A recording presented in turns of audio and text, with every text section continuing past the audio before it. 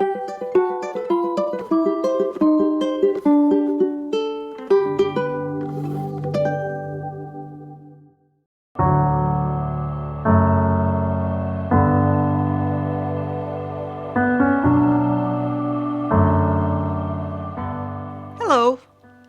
I'm Laura Bracho, here to tell you another one of my childhood tales.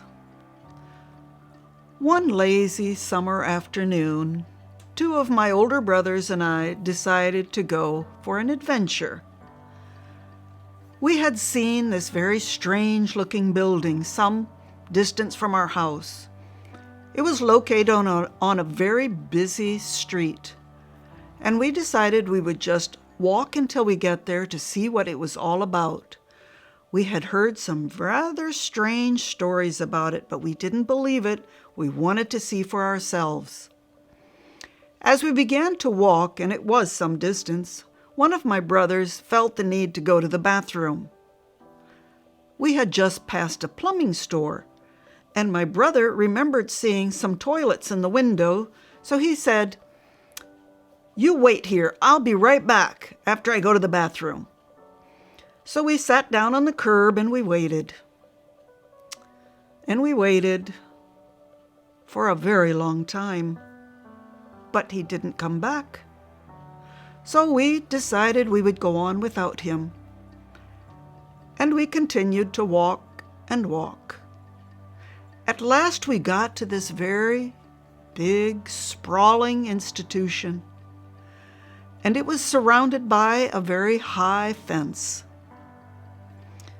And as we looked through the slats of that fence, we saw that there was a line of men, and they were chained together. And in the front of that line was a man with a bullwhip. We thought that was really interesting, and we looked along the line of the fence, and we saw that there was an opening under it that perhaps a dog had dug. So we squirmed under it, and we boldly went right up to those men that were walking in a line, shuffling. And we said, "Where are you going?"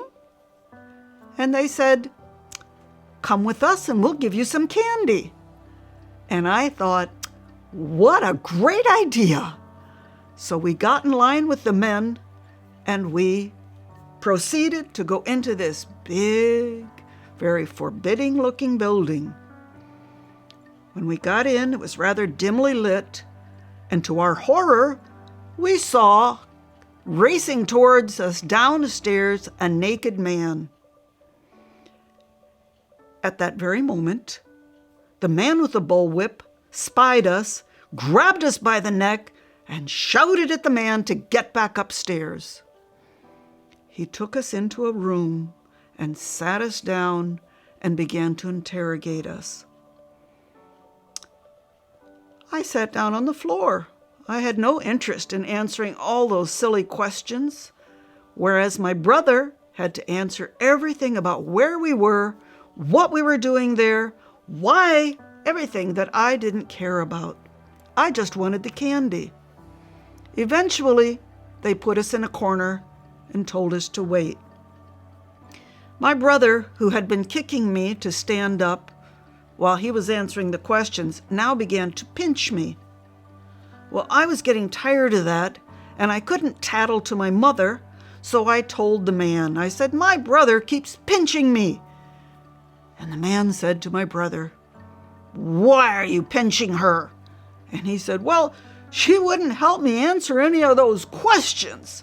And he said, "If you keep pinching her, we'll put you in jail."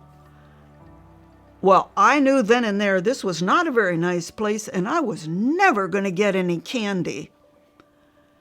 It wasn't long before the police showed up, and they took us to the police station.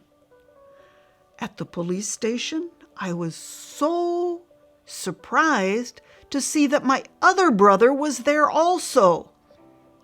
The three of us were there. They called my mother.